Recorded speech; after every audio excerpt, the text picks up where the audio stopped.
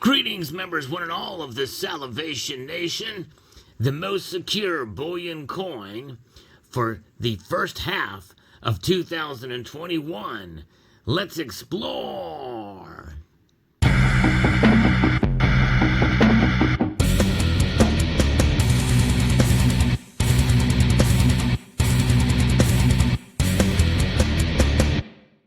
As most of you are aware, the reason why we're limiting this to the first half of 2021, at least up to this point in history, is because of what is coming in 2021 later in the summer.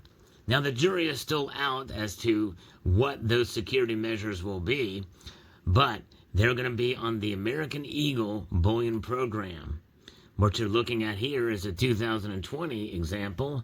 And this design, even on the obverse side, will be reimagined to a point to potentially accommodate security features. We don't know what those security features will be, but we know that they are overt and also covert. And I believe there's going to be two different levels of covert security features implemented. But details of that will be coming as we get closer to summer. But until then, let's take a look at what is going to be, potentially could be coming to the American Eagle Bullion Program by examining the most secure bullion coins in the world right now. Now, you'll notice that I did mention bullion coins, not rounds, as there is plenty of examples of really neat and exciting technological advances in security for privately issued bullion rounds and bars out there, notably Geiger and Scottsdale Mint providing some of these measures. In fact, some of these we'll see to an extent on what we're going to look at next. But I have to give mention to one of the first mints to be able to provide such measure for these security measures between private and public, and that is the Royal Canadian Mint. The Maple Leaf program is hands down, for the longest time, the most secure bullion coins out there in the world. And they still are today, with security measures that you can see right before you here, and notably the radial lines, but also, even more importantly, a feature that was first added in 2013, the privy mark, the maple leaf privy that we see there. And this camera is new, and it's supposed to have some capabilities to be able to really zoom in and see this stuff, but I've not been able to get really close to be able to see the 20 there inside of both of these coins. But there is the number 20 that is inside of that little privy maple leaf here. And it is certainly fascinating indeed to see that security measure in place there. But what's even more fascinating is something we won't be able to see pretty much really at any magnification, and that is the what's known as bullion DNA. Each one of these coins has a specific signature to it based off the dies from which they were struck.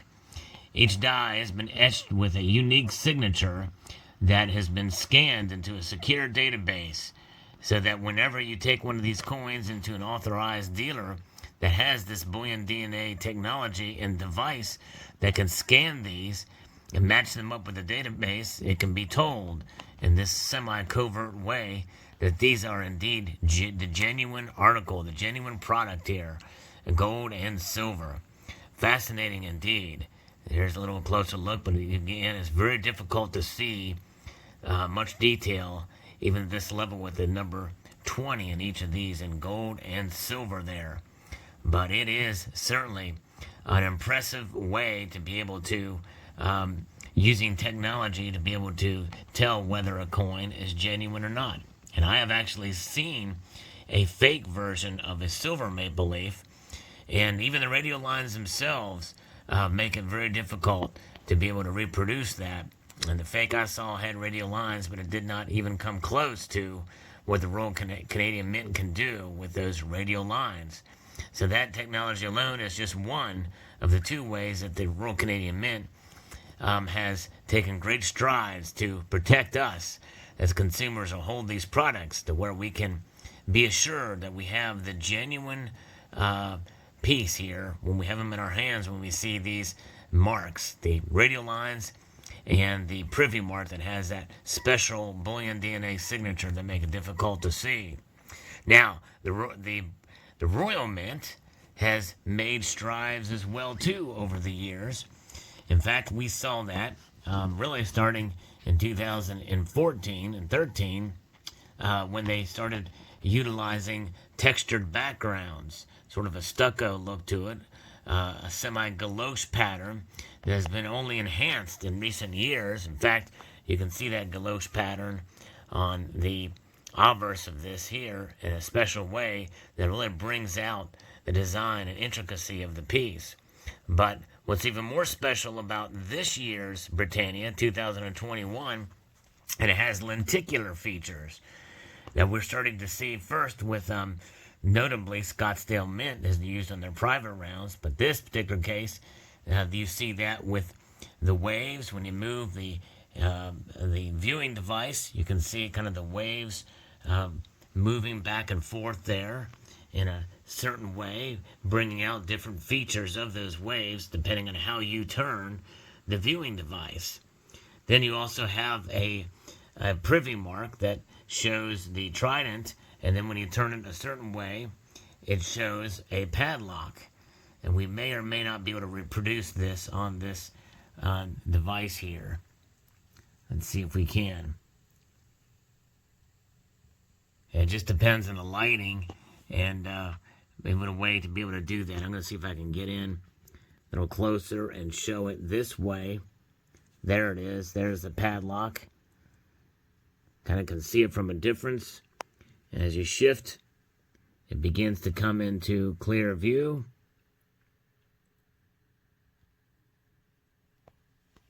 As the padlock appears. There's the padlock.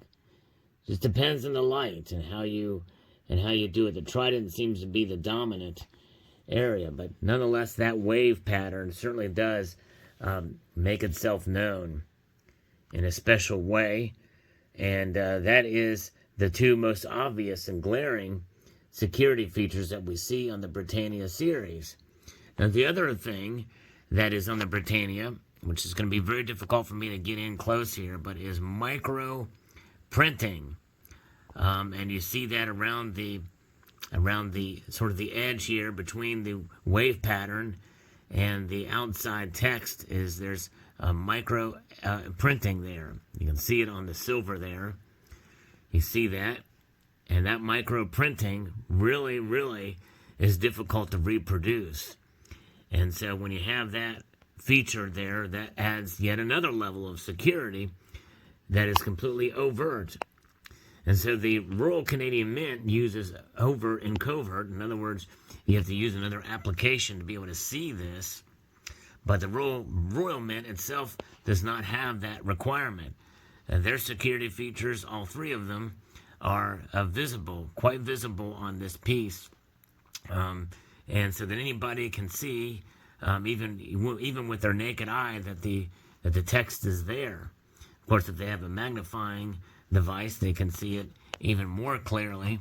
That micro etching there with the print there. So that makes it quite fascinating. Also on the shield as well. It has the lines that certainly give it a level of detail that is was not seen previously on the Britannia series, but it is something else to behold. There is quite a level of impressive moves and technology lately with the security devices on our bullion products. So the United States Mint has a challenge ahead of it, heading into the to the end of this year, from the summer forward, to compete with mints that have been doing this for years now, with various different ways to be able to protect and secure bullion. And that is really what it's about. There needs to be a level of confidence that we have in the United States Mint, because the Royal Mint, the Royal Canadian Mint, have been working on this for quite some time. And I think it is something that is going to be certainly looked at as inspiration for what the U.S. Mint will do in the coming months here. We'll find out. My guess is that these coins will probably not be topped by the United States Mint, although they may come to the same level as, but it's very tough to beat. The United States Mint, sadly, has been behind on such measures, as well as coin design and innovation in general, for quite some time. And they're always second, third place when it comes to coming out with so-called innovations. But when the U.S. Mint does something, people pay attention, even if it's another mint has done it in the past. So it's exciting and encouraging to see the United States Mint make strides in movement to secure the Gold Eagle program. So we'll see how this works out. It'll be fascinating to see what security devices will be for the Gold Eagle and Silver Eagles. But until then, we can certainly admire the security that we see with products such as the Royal Mint and what they have done, and the Royal Canadian Mint and what they were really first and groundbreaking for what they have done for these years. So there you have it. Let me know your thoughts in the comment section below on the security devices, and which one do you think wins for 2021 up to this point as the most secure bullion coin in the world, or coin series? Is it going to be the Royal Canadian Mint, or is it going to be the Royal Mint? Let me know in the comment section below. I would like to extend a multitude of gratitude to you all for taking the time to watch, and encourage you to please rate, share, comment, and subscribe.